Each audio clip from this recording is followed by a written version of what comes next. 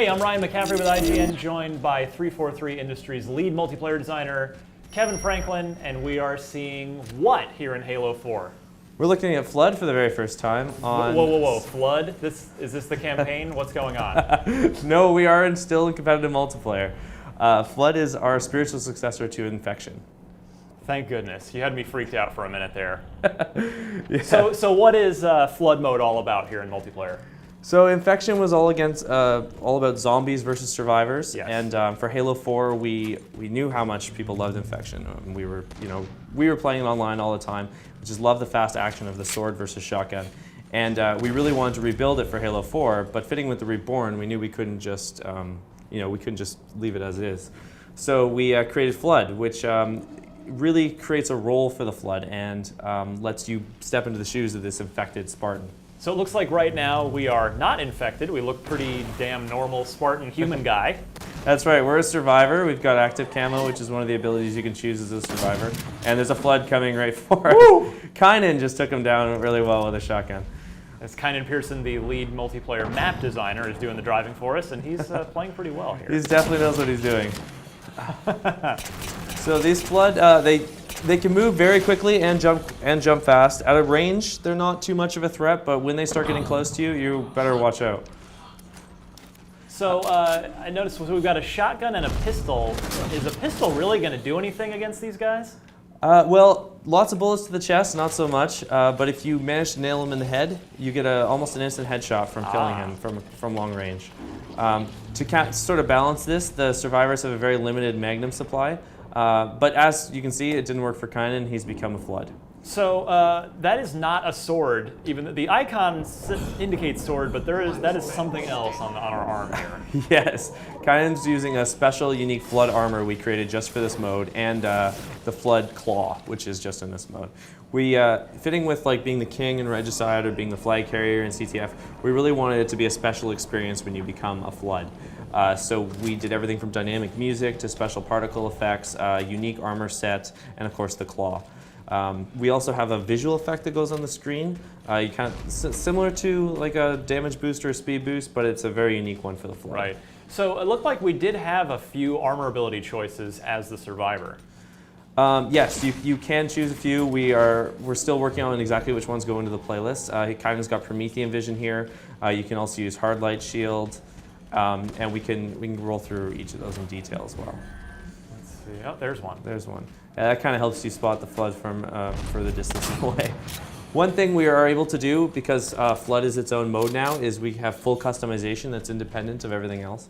So when you are customizing or we're tuning the hoppers, all the armor abilities can be tuned differently, which is very helpful, especially for the Flood as they get that thrust pack and can just fly across the map. So as you've said, but just to be absolutely clear, we will have this in the matchmaking playlist. You'll be able to jump right on Xbox Live and go right into a Flood game. That's right. It'll be there for launch, and we have 6 maps in the playlist for launch that we're looking at. Of course, we're tuning and exploring with new Forge ones as well.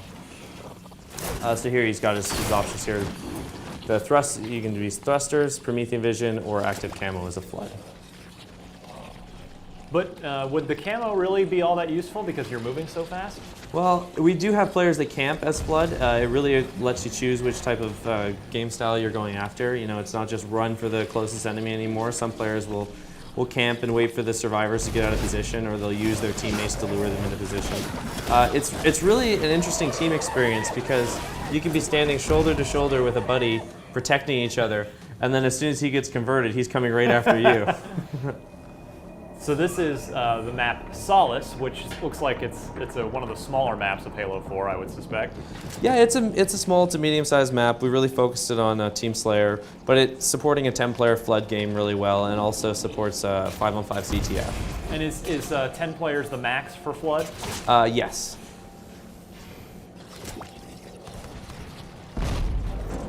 Another thing that's new, that's different from Infection, is now whenever a round starts, it'll sort of check, have you been Flood before, how often have you been Flood before, when did you spawn as Flood. So you get a really even distribution on your initial spawns per round of whether you're a survivor or a Flood. It sort of seems fitting that we're playing on this map because we've got some organic mixing with the Forerunner architecture here. Oh, definitely. One of my favorites to play it on is Adrift, as it's like an abandoned UNSC mining vessel floating around, and you definitely get that haunted feeling with the dynamic music, as you can hear in the background.